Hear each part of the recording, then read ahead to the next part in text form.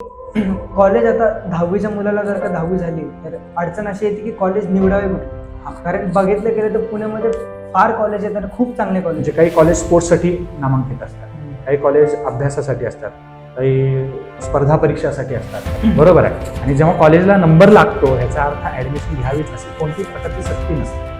तो पूर्ण कॉल तुमचा असतो, पूर्ण डिसिजन तुमचा असतो की ऍडमिशन घ्यायचं. तर आपला पॉडकास्ट जो आहे तो पालक पण बघतात. काही मुलं असे असतात की सर त्यांना आर्ट्स घ्यायचं असतं किंवा कॉमर्स घ्यायचं असतं, पालकांच्या जबरदस्तीमुळे ते सायन्स घेतात. तर मग त्या पालकांसाठी सर तुम्हाला काही सल्ले द्यावे? जर कोणी ऑफलाईन ऍडमिशन करत असेल तर तो गुन्हा आहे, तसं करणं योग्य नाही आहे. पण बरेच वेळेला काय होतं की ऑनलाईन ऍडमिशन प्रोसेस लोकांना कळत नाही. जरी आपण किती त्याचा अवेअरनेस केला तरी कळत नाही. नमस्कार, माझं नाव ऋग्वेद मुळे आणि आज तुम्हाला सगळ्यांना आर्यन क्रिएशनच्या दुसऱ्या पॉडकास्टला स्वागत आहे. आजचा पॉडकास्ट हा 10वी पासआउट झालेल्या मुलांसाठी फार महत्त्वाचा आहे. आज आपल्यासमोर केदार सर हे 11वीची ऍडमिशन कशी करायची ह्याचे मार्गदर्शन करायला आले. तर सर नमस्कार. तर सर 10वी पासआउट झाल्यावरती बऱ्याच मुलांना असा प्रश्न पडतो की नक्की 11वीची ऍडमिशन करायची कशी आणि कुठे करायची. बरोबर. तर सर नक्की प्रक्रिया आहे काय की आपण ऍडमिशन नक्की कशी करायची असते 11वीच्या मुलासाठी? बरोबर, चांगला प्रश्न आहे. तर सध्या 10वीचा रिझल्ट लागल्यानंतर काल 26 तारखेला वेबसाईट सुरू झालेली आहे. तर पूर्वी जी ऑनलाईन ऍडमिशन पद्धत होती ती 11वीसाठी होती. ती पुणे, मुंबई, नाशिक आणि संभाजीनगर अशा मोजक्या शहरांसाठी होती. पण महाराष्ट्र शासनाने मध्यंतरी असा निर्णय घेतला की महाराष्ट्रातल्या पूर्ण, म्हणजे तो ग्रामीण भाग असू दे किंवा शहरी भाग असू दे, या दोघांसाठी ही जी प्रक्रिया असेल 11वीची ऍडमिशन प्रक्रिया ती ऑनलाईन स्वरूपाची करायची आहे. मग त्याच्यासाठी पूर्ण शासकीय यंत्रणा असेल, कॉलेज असेल यांनी महिनाभर खूप मेहनतीने ही वेबसाईट डेव्हलप केलेली आहे. तर महाराष्ट्र FYJC admission.in या वेबसाईटवर जर तुम्ही गेलात तर काल सकाळी 11 वाजल्यापासून ही ऑनलाईन प्रोसेस सुरू झालेली आहे.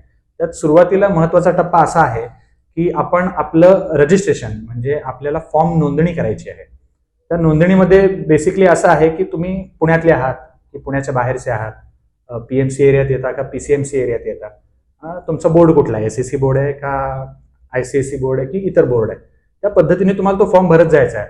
जर तुम्ही स्टेट बोर्डचे असाल तर तुमचं काम अजून सोपं होणार आहे, कारण तुमचा सीट नंबर टाकला की तुमची पूर्ण कुंडलीच तिथे येते. फक्त ती मॅच करायची की हा तो विद्यार्थी मीच आहे याची एकदा खात्री पटली की तुमचा शाळेतून मिळालेला दाखला, म्हणजे स्कूल लिव्हिंग सर्टिफिकेट LC ज्याला आपण म्हणतो, तो असेल किंवा मार्कलिस्ट असेल, आणि समजा तुम्ही एखाद्या कास्टमध्ये येत असाल, म्हणजे SC ST OBC या कॅटेगरीत येत असाल, तर त्याचा सुद्धा एखादा फोटो तिथं अपलोड करायचा आहे तुम्हाला. आणि समजा यातलं एखादं डॉक्युमेंट तुमच्याकडे नसेल तरी तिथं अंडरटेकिंगचा एक फॉर्म दिलेला आहे, अंडरटेकिंगचा फॉर्म दिलेला आहे. तो फॉर्म भरून आपण ही प्रक्रिया पूर्ण करू शकतो. जसे आपले डॉक्युमेंट भरून पूर्ण झाले की 100 रुपयाचं तिथं पेमेंट आहे. ते पेमेंट जेव्हा आपण भरू, ठीक आहे, की लगेच आपल्याला एक लॉग इन आणि पासवर्ड मिळतो आणि त्याचा उपयोग करून आपल्याला पार्ट 2 भरायचा आहे. तर तुम्ही म्हणाल ही काय भानगड आहे की पहिल्यांदा रजिस्ट्रेशन करा आणि मग दुसऱ्या टप्पा पहिला फॉर्म भरा आणि मग दुसरा फॉर्म भरा. तर तुम्हाला सांगायला मला आनंद वाटेल की इतक्या दिवसांपासून जी ऑफलाईन ऍडमिशन होत होती ती ऑनलाईन ऍडमिशन महाराष्ट्रभर होतीये. पूर्वी काय करायला लागायचं की ज्या कॉलेजमध्ये ऍडमिशन हवी आहे त्यांचा फॉर्म विकत घ्यावा लागायचा. विकत घ्यावा लागायचा? हो, काही वेळेला 100 असेल, काही वेळेला 200 असेल. तर या सगळ्यांचे फॉर्म आणायचे, भरून परत जमा करायचे, आणि जेव्हा जमा करतो आपण पहिले यादीची वाट पाहण्यासाठी परत तिथं जायचं. यादीत नाव असेल तर आनंद आहे, ऍडमिशन मिळते. यादीत नाव नसेल तर परत दुसरी यादी बघायला. म्हणजे आजकाल मेरिट लिस्ट मध्ये लागतो त्या पद्धतीने. आता हे सगळं घर बसल्या होणार आहे. तुम्ही एकाच वेळेला महाराष्ट्रातल्या कोणत्याही कॉलेजमध्ये ऍडमिशन घेण्यासाठी 10 नावं तुम्ही देऊ शकता. तर ह्या पद्धतीने ही प्रोसेस आहे. आणि पार्ट 2 जो आहे तो अजून व्यवस्थितपणे सुरू झालेला नाही आहे. तर आता सध्या विद्यार्थ्यांनी हे करावं की रजिस्ट्रेशन पूर्ण करावं, त्याच्यानंतर आपले कागदपत्र अपलोड करावेत आणि पार्ट 2 साठी थोडीशी वाट बघावी, कारण ती प्रोसेस सुरू आहे पण अजूनही थोडी त्याच्यामध्ये सुधारणा बाकी आहे. आणि पार्ट 2 मध्ये महत्वाच्या गोष्टी काय तर सायन्स, आर्ट्स, कॉमर्स आपण जे काही स्ट्रीम घेणार आहोत, सायन्समध्ये पण बायफोकल आणि MCVC असे 2 प्रकार आहेत. तर ते निवडायचं आहे. आपली माध्यम निवडायचं आहे, म्हणजे मीडियम कुठलं, इंग्लिश की मराठी, ते निवडायचं आहे आणि 10 कॉलेजचे नावं द्यायचे. फक्त ह्याच्यात सावधानता एवढीच आहे, म्हणजे बरेच लोक पालक असतील किंवा विद्यार्थी पॅनिक होतात, आमचं काही चुकणार नाही ना. तर या प्रक्रियेत चुकण्यासारखं काहीच नाहीये. फक्त अडचण एक आहे की समजा तुम्ही एखादं कॉलेज निवडलंय, समजा मॉडर्न कॉलेज आहे, तुम्ही निवडलंय ते तुमचं पहिलं पसंती क्रम आहे. ओके, आणि जेव्हा तुम्हाला ते नंबर लागतो तेव्हा तुम्हाला ऍडमिशन घ्यावीच लागते. जेव्हा तुम्ही ती ऍडमिशन घेत नाही, पहिली पसंतीक्रम तुमचा स्वतः निवडलेला असून सुद्धा, तेव्हा तुम्ही पुढच्या 3 राऊंडसाठी लॉक होता. आणि मग 3 राऊंड संपल्यानंतर तुम्हाला पुन्हा त्या प्रक्रियेत प्रवेश मिळतो. म्हणजे पहिलं नाव जे आपण निवडतो ते काळजीपूर्वक निवडलं पाहिजे. म्हणजे कारण ते तुम्ही स्वतःच निवडताय, असं नाही की शासन तुम्हाला देत आहे.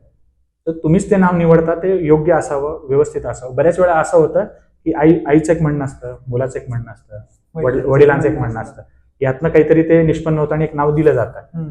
मग ते नाव मिळतं आणि मग परत घरात चर्चा होते की हे नको, हे असं आहे, हे लांब पडतं, तिथं बसची सोय नाहीये, तिथं असं आहे, तिथं तसं आहे. तर अजूनही वेळ भरपूर आहे आपल्याकडं. शेवटची 3 तारीख दिली आहे. 3 जून पर्यंत आपल्याला हा फॉर्म पूर्ण करायचा आहे. तर 3 जूनच्या आत आपण ह्या सगळ्या गोष्टी जर पूर्ण करू शकलो तर आपल्याला सुरळीतपणे ही प्रक्रिया पूर्ण करता येईल. याच्यात चुकण्यासारखं काहीच नाही. मी पुन्हा एक सांगतो, बरं जरी तुम्ही लॉक झालात असं धरून चालू, तर 3ऱ्या राऊंड नंतर आपण लॉक उघडलं जातं आपलं आणि मग आपण परत प्रोसेसमध्ये येतो.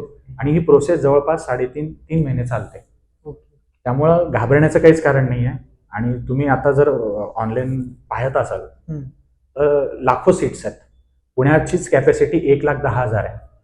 तर भरपूर कॉलेजेस आहेत आणि भरपूर सीट अवेलेबल आहे. फक्त आपला हट्ट असा असतो की मला या नामांकित कॉलेजमध्येच ऍडमिशन हवी. मग त्याच्यासाठी तुमची मेरिटची रेस सुरू होते.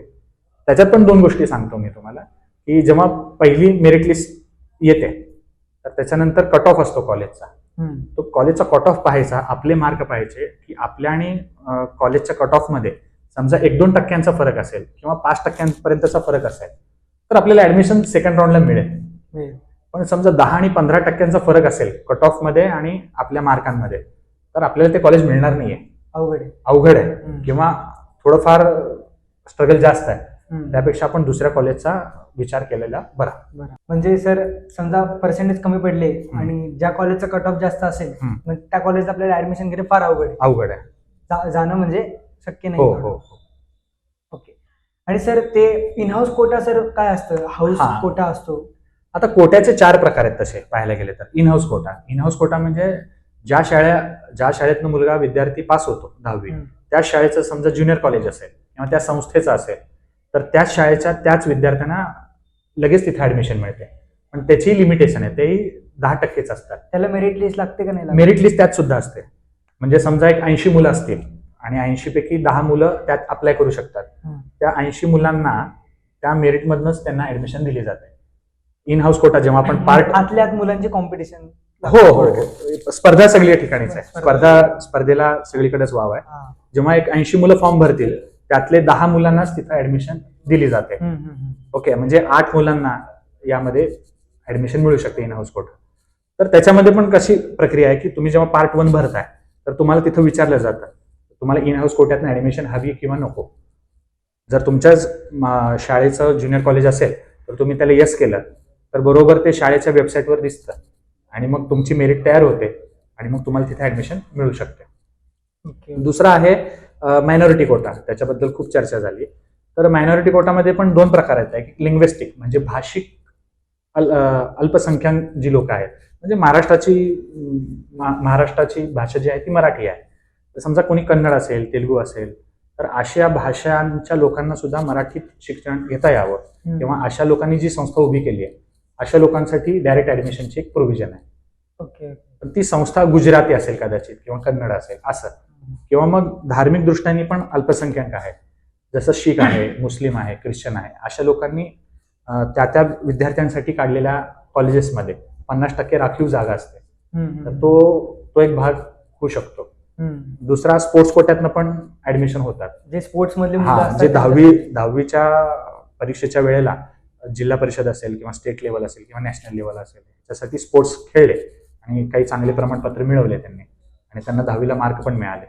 मग DSO म्हणजे डिस्ट्रिक्ट स्पोर्ट्स ऑफिसर यांच्याकडे एक प्रमाणपत्र होतं आणि त्या प्रमाणपत्रांप्रमाणे त्यांना 11वीला ऍडमिशन स्पोर्ट्स कोट्यातनं मिळते. मग हवे त्या कॉलेजमध्ये मिळू शकते. हवे त्या कॉलेजने परत तिथं 5%चा कोटा आहे त्यांना. जे 100 सीट असतील तर 5 मुलं स्पोर्ट्स मधनं भरले जातात. मग आता स्पोर्ट्सची मुलं कमी नाही आहेत, त्यात पण परत मेरिट लागणार. फक्त ही प्रक्रिया जी किचकट आहे ती ऑनलाईन प्रोसेसमधनं होऊन जाते. आपल्याला फक्त एवढंच करायचं की स्पोर्ट्स कोट्याला येस करायचंय आणि आपल्याकडे एखादं प्रमाणपत्र असेल त्याचं तर ते अपलोड करायचं आहे. त्या पद्धतीने तुम्हाला ती ऍडमिशन मिळू शकते. तर प्रश्न असा आहे की कॉलेज आता 10वीच्या मुलाला जर का 10वी झाली तर अडचण अशी येते की कॉलेज निवडावे कुठले. कारण बघितलं गेलं तर पुण्यामध्ये फार कॉलेज आहेत आणि खूप चांगले कॉलेज आहेत. तर बरोबर. नक्की काही मुलं असतात जे कॉलेजचे प्लेसमेंट बघून ऍडमिशन घेतात, काही मुलं असतात कॉलेजचे कॅम्पस बघून घेतात, बरोबर काही लोक लॅबोरेटरी बघून लायब्ररी बघून घेतात. बरोबर मग आर्ट्स, सायन्स, कॉमर्स या ह्याच्यामधल्या मुलांनी नक्की निवडावं तर काय निवडावं? बरोबर आहे. आता कॉलेज निवडावं कसं त्याच्यासाठी पण वेबसाईटवर उत्तर दिलेलं आहे. तर कॉलेज इन्फॉर्मेशन नावाचं टॅब आहे. तर तुम्ही कॉलेज इन्फॉर्मेशन मध्ये जाऊ शकता. कॉलेजची पूर्ण माहिती तुम्हाला तिथे मिळते. कॉलेज कधी स्थापना झालेली आहे, कॉलेजमध्ये विषय कोणते कोणते आहेत, कॉलेजमध्ये कोणत्या कोणत्या सुविधा आहेत, हॉस्टेल आहे किंवा नाही. तर या सगळ्या गोष्टी तुम्हाला कॉलेज इन्फॉर्मेशन मधून मिळून जाईल. 2 गोष्टी महत्वाच्या आहेत की पुणे जसं महानगर म्हणून आपण बघतो, आता तर मेट्रो पण सुरू झालेली आहे, पण जवळचं कॉलेज घेणं कधी फायदेशीर ठरतं. जवळचं कॉलेज, कारण होतं कसं, मी राहायला हडपसरला आहे आणि मी SP ला ऍडमिशन घेतो कारण नामांकित कॉलेज आहे. तर मग रोज मला बसनी तरी यावं लागेल. काही तर मुलं दौंडवरनं येतात. मग पहिल्या वर्षी आपल्याला एक्साइटमेंट असते, आपण येतो, आणि मग दुसऱ्या वर्षी मग प्रत्येकाचं सुरू होतं की कॉलेज लांब पडतंय, आम्हाला बदलायचं आहे. तर असं होतं आणि मग आपला वेळ पण नाहक जातो. त्यापेक्षा आपल्या घराजवळ असलेलं कॉलेज निवडावं, असा एक त्यातला प्रघात आहे. दुसरी गोष्ट, त्या कॉलेजची बाहेर कशा पद्धतीची चर्चा आहे. म्हणजे काही कॉलेज स्पोर्ट्ससाठी नामांकित असतात, काही कॉलेज अभ्यासासाठी असतात, काही स्पर्धा परीक्षासाठी असतात, काही नाटकांसाठी किंवा ड्रामासाठी किंवा अनेक गोष्टींसाठी फेमस असतात. मग आपला इंटरेस्ट कशात आहे, की आपण फक्त कॉलेजमध्ये शिकण्यापुरतं नाही जात, आपण आपला ओव्हरऑल डेव्हलपमेंटसाठी जातो. मग त्या कॉलेजमध्ये अशी कोणती वेगळी फॅसिलिटी दिली जाते का जेणेकरून माझा विकास होऊ शकेल, असा एक तुम्ही विचार करावा. आणि सगळ्यात महत्वाची फी. आता कॉलेजमध्ये 2 प्रकार आहेत. एक आहे self finance college, private college, unaided college, आणि दुसरं आहे एडेड अनुदानित कॉलेजेस, गव्हर्नमेंटच्या. म्हणजे बांधलेलं एकतर गव्हर्नमेंटने असतं किंवा खाजगी संस्था असू शकते आणि त्याला ग्रँट मिळालेली असते गव्हर्नमेंटचे. मग तिथं शिक्षक पण ग्रँटेबल असतात, बरोबर आहे, आणि प्रिमायसेस पण पूर्ण सरकारी असतो. तर ह्याच्यात फायदा असा होतो की फी कमीत कमी असते आणि शिक्षण चांगलं मिळतात. आणि दुसरीकडे प्रायव्हेट असतं जिथं फॅसिलिटी चांगल्या मिळतात, फी पण भरपूर घेतली जाते आणि त्या पद्धतीने ते रन होतात. मग ह्याच्यामध्ये आपल्याला सेल्फ फायनान्स कॉलेज हवंय की ग्रँटेबल कॉलेज हवंय, ह्याचा पण चॉईस तुम्हाला आहे. मग फी वाचवायची असेल, कमी पैशामध्ये आपल्याला आपलं शिक्षण पूर्ण करायचं असेल तर त्यांनी ग्रँटेबलचा निर्णय घ्यावा. त्याच्यासाठी त्यांनी शब्द वापरला एडेड आणि अनएडेड. बऱ्याच वेळा असं होतं की आपण फक्त नावच बघतो, FC, मॉडर्न, फर्ग्युसन, पुढे बघत नाही की ते ग्रँटेबल आहे की नॉन ग्रँट आहे. नंबर लागतो आपला आणि आपण एकदम एक्साइटमेंट मध्ये जातो. मग तिथे गेल्यावर आपल्याला फी कळते, अरे बापरे एवढी फी, मग माझ्या मित्राने तर एवढीच भरली. मग ते समोरची जी व्यक्ती असेल ती सगळं समजून सांगते. मग आपला तो एक राऊंड मिस होऊन जातो. त्या राऊंड मध्ये आपण ऍडमिशन नाही घेऊ शकत कारण आपण तेवढी फी नाही भरू शकत. तर आपण पूर्ण फॉर्म जर वाचला व्यवस्थित, बऱ्याच वेळा असं होतं की आता उदाहरण मॉडर्नचं घेऊया, तर 9 कॉलेजेस आहेत ज्युनियर कॉलेज. आपण काय करतो, गडबडीत मॉडर्न नाव दिसलंय पटकन सिलेक्ट करतो आणि विषय संपवतो. पण ते निगडीचं आहे का वारजेचं आहे का शिवाजीनगरचं आहे तेच बघत नाही, हे आपण बघत नाही. आणि मग आपण तो फॉर्म घेऊन जातो आणि सर माझा नंबर लागला, ऍडमिशन द्या. मग आम्ही आमच्या लॉग इनला चेक करतो तर तेव्हा लक्षात येतं की याचा निगडीला नंबर लागला. मग त्याचं असं म्हणणं असतं की आम्हाला ट्रान्सफर करून द्या. होतं ट्रान्सफर? नाही, तोच गैरसमज दूर करतो की मुळात मुलांनीच तो फॉर्म भरलाय, मुलांनीच ते कॉलेज निवडलेलं आहे. तर ते कॅन्सल करणं, ट्रान्सफर करणं जे काय आहे तो सगळं मुलांनाच अधिकार दिलेला आहे. विद्यार्थी भिमुख ही वेबसाईट आहे. आम्हाला फक्त त्यांना सबमिट करून घेणं इतकाच अधिकार राहिलेला आहे. तर आम्ही अंतर्गत काही वेगळा विषय करू शकत नाही. तर तुम्ही तो राऊंड सोडून द्यायचा, पुढच्या राऊंडला परत एकदा फॉर्म भरायचा आणि त्याच्या मात्र व्यवस्थित ते वाचून तो फॉर्म भरून ते करायचं. म्हणजे सर छोट्याशा एका चुकामुळे बऱ्याच कॉलेजेस काय करतात, फक्त कॉलेजचं नाव लिहितात, त्याचा एरिया लिहित नाहीत म्हणजे नावाच्या पुढं. मग ते जर नाव एकापेक्षा वेगळं असू शकतं, एकाच नावाचे 2-4 कॉलेजेस असू शकतात सेम, फक्त मग त्या पत्त्यावर तेच कॉलेज आहे का हे एकदा खात्री केली तर उत्तम आहे. बऱ्याच वेळेला आता मागच्या वर्षी जेव्हा मी ऑनलाईन प्रोसेस करत होतो तर त्याच्यात झोन दिले होते 1, 2, 3, 4, 5. मग पहिला झोन जो होता तो आपल्या पुणे सिटीसाठी होता, दुसरा वारजे कर्वेनगरसाठी होता. मग आपण आपल्या झोन मधले जर कॉलेज निवडले तर ते जास्त सोयीस्कर होतं. म्हणजे वारजे, कर्वेनगर, कोथरूड ह्यासाठी एक झोन दिलेला आहे, तो झोन क्रमांक 5. म्हणजे आपल्या झोनमध्ये किती कॉलेजेस येतात, 10, 12, 13 फॉर एक्झाम्पल. आपण तेवढ्यातलेच निवडू ना. म्हणजे अख्ख्या पुण्यातले मी कॉलेज निवडण्याची गरज नाही मला. म्हणजे हा गोंधळ होणार नाही की आमचं कॉलेज लागले आता मी काय करू. बरोबर आहे. आणि जेव्हा कॉलेजला नंबर लागतो ह्याचा अर्थ ऍडमिशन घ्यावीच अशी कोणतीही प्रकारची सक्ती नसते. तो पूर्ण कॉल तुमचा असतो, तो पूर्ण डिसिजन तुमचा असतो की ऍडमिशन घ्यायची की नाही. पूर्वी एक प्रकार होता प्रोव्हिजन ऍडमिशन, म्हणजे 50 रुपये भरून ऍडमिशन घ्यायची आणि समजा आपल्याला दुसरीकडे मिळत असेल तर ते 50 रुपये सोडून आपण जावं. पण आता तशी पद्धत नाहीये. ऍडमिशन घ्यायची आहे तुम्हाला तर कन्फर्म तिथं जावं, डॉक्युमेंट भरावे, किंवा काही लोकांनी तर वेबसाईट सुरू केली स्वतःची. त्याच्यावर वेबसाईटवर तुम्ही फॉर्म भरू शकता त्यांचा स्वतःचा कॉलेजचा, तिथं फी भरू शकता तुम्ही. म्हणजे पूर्ण पेपरलेस यंत्रणा पण काही लोकांनी केलेली आहे. मागं कोरोनाने आपल्याला बरंच काही शिकवलंय. सगळे डॉक्युमेंट पासून फी पासून सगळ्या गोष्टी त्या आपण काय करू शकतो, ऑनलाईन भरू शकतो. तर आपला पॉडकास्ट जो आहे तो पालक पण बघतात. काही मुलं असे असतात की सर त्यांना आर्ट्स घ्यायचं असतं किंवा कॉमर्स घ्यायचं असतं, पण पालकांच्या जबरदस्तीमुळे ते सायन्स घेतात. तर मग त्या पालकांसाठी सर तुम्हाला काही सल्ले द्यावेसे वाटते की मुलांना जे करायचंय ते करू द्या? नाही, मुलांना जे करू द्या म्हणण्यापेक्षा माझं असं मत आहे की आर्ट्स, कॉमर्स, सायन्स तिन्हीतनं करिअर होऊ शकतं. जर आर्ट्स मधनं करिअरच होत नसलं असतं तर आर्ट्स ही स्ट्रीमच शासनाने बंद करून टाकली असते. तर मुलाचा कल कुठे आहे, त्याला काय आवडतं, आणि मग जर तुमच्या काही विचारात तफावत असेल तर बसून चर्चा करून निर्णय घ्या. नाहीतर मी असे बरेच विद्यार्थी पाहिलेत 11वीला सायन्स, 12वीला कॉमर्स आणि मग ग्रॅज्युएशनला जाताना आर्ट्स घेतलेलं असतं आणि मग नंतर कुठेतरी वेगळंच काम करत असतो. म्हणजे शिक्षणाचा सूर गवसला नाही असं म्हणतो मी त्याला. तर आई वडिलांनी बरेच ठिकाणी मी उलट पण पाहतो, मम्मी पप्पा फॅन क्लबचे मेंबर असतात काही लोक, मम्मी म्हणेल ते, पप्पा म्हणतील ते, असे पण काही लोक पाहिले. आणि नेमकं उलट पण पाहिलेलं आहे की नाही मला हे करायचंच आहे, आणि आई वडिलांना पण तेवढाच फोर्स असतो की हे तू करायचं नाहीयेस. तर ह्याचं सुवर्णमध्ये साधा, तुमचे जे आता 10वीचे मार्क आहेत हाच तुमचा आरसा आहे. तर भाषेला किती मार्क मिळाले, सोशल सायन्समध्ये किती मार्क मिळाले, सायन्समध्ये किती मार्क मिळाले, त्याचा थोडासा तौलनिक अभ्यास करा, टॅली करा, आणि त्यातनं त्याची आवड कुठे आहे, त्याचं कल कुठे आहे. आई वडील म्हणून त्यांचे विचार चुकीचे नसतात. त्यांना वाटतं की हे करिअर बेस्ट आहे आणि हे त्यांनी करावं. पण नेमका आता बरेच नवीन करिअरचे ऑप्शन्स आलेले आहेत. आर्ट्समधनं सुद्धा करिअर होऊ शकतं. फक्त ते तुम्ही त्या पद्धतीने जर प्रेझेंट करून सांगू शकलात, त्या वेळेला त्या गोष्टी जर तुम्ही केलं तर ते होण्यासारखं आहे. मात्र ह्या सगळ्या प्रक्रियेला आता सुरुवात झालेली आहे. त्यामुळं लवकरात लवकर ह्याच्यावर निर्णय घ्या, एक मताने ऍडमिशन घ्या. कारण मी असे लोक पाहिलेले आहेत की वर्षाला स्ट्रीम चेंज करत गेले आणि मग हाताला काहीच लागत नाही मग शेवटी. आता सर जो 3 जून पर्यंत सुरुवात झाली तर राऊंड 1 ची सुरुवात झाली. बरोबर. मग राऊंड 1 आणि राऊंड 2 कधी असेल आणि राऊंड 3 कधी असेल, आणि या तिन्हीचा राऊंडचा नक्की अर्थ काय असतो? बरं, आता विषय असा आहे की जवळपास महाराष्ट्राचा जर विचार केला आपण तर 15.5 लाख विद्यार्थी 10वी पास आहेत. त्यातले 1-1.5 लाख विद्यार्थी आपण डिप्लोमाला जातील असं धरून चालू. पण 12 लाख विद्यार्थी मात्र 11वीच्या या ऍडमिशन प्रोसेसमध्ये येतील.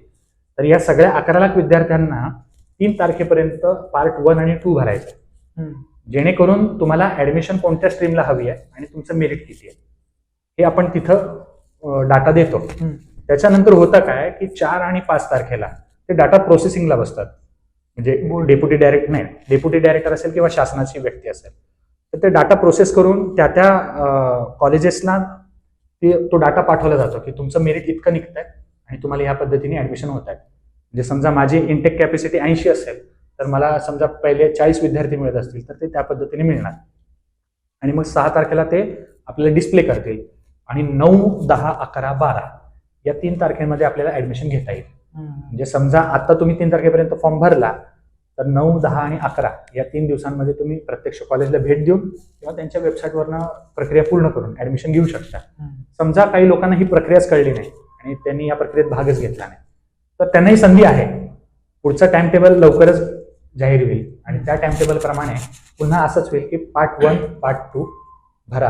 परत ज्यांनी भरलेलं नाहीये, ज्यांना ही प्रोसेसच कळली नाही, पण ज्यांनी ही प्रोसेस कळली, ज्यांनी पार्ट 1, 2 भरलाय पण मनासारखं कॉलेज मिळालं नाही, त्यांनी फक्त पार्ट 2 चेंज करायचं. आता त्याच्यात पण गंमत आहे.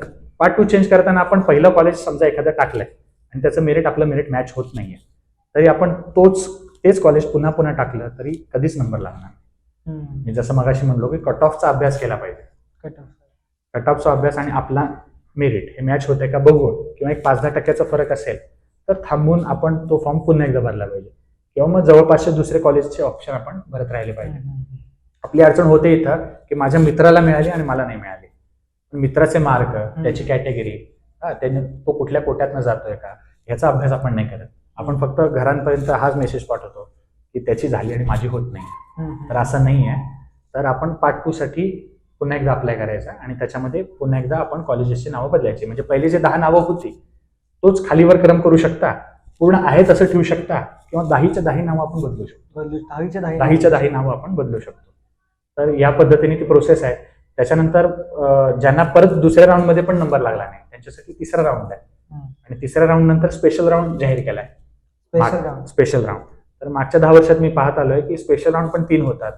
त्याच्यानंतर फर्स्ट कम फर्स्ट राऊंड होतात. अशा बरेच राऊंड होतात. ते 10 ते 12 राऊंड ही प्रक्रिया चालते.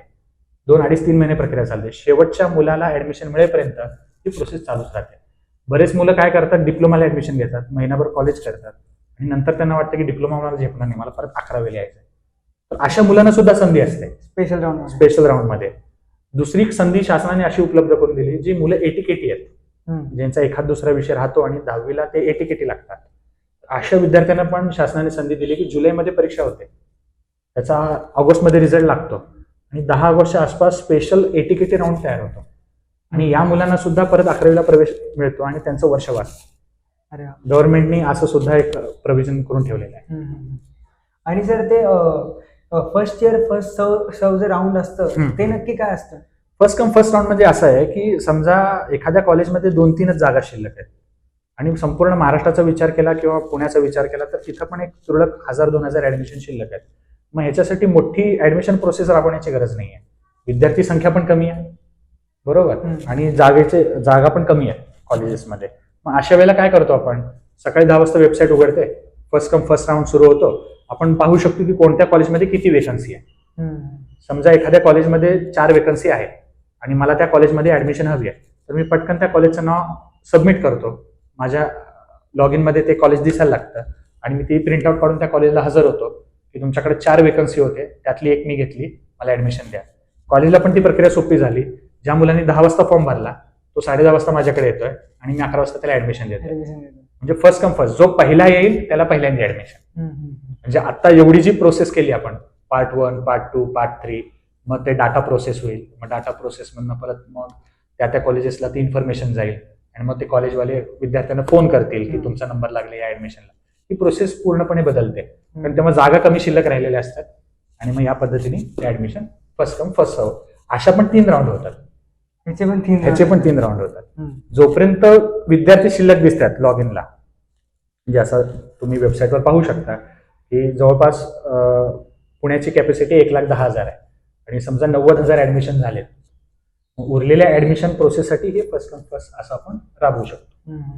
सर हे सगळं तुम्ही म्हणताय, हे सगळं करायचं प्रोसेस असते, first round, second round, third round, अजून first year round, special round, हे सगळे सर होतं कुठं नक्की? हे सगळं होतं कुठं म्हणजे आपल्या घर बसल्या कॉम्प्युटरवर होतं. शासनाने वेबसाईट बनवलेली आहे, बरोबर, महाराष्ट्र FYJC admission.in.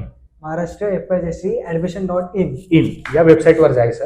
या वेबसाईटवर गेल्यानंतर महाराष्ट्र शासनाचा लोगो दिसतो आणि त्याच्यानंतर तिथं स्टुडंट रजिस्ट्रेशन नावाचा टॅब आहे, तो ग्रीन कलर मध्ये आणि लॉग इन आहे ब्ल्यू कलर मध्ये.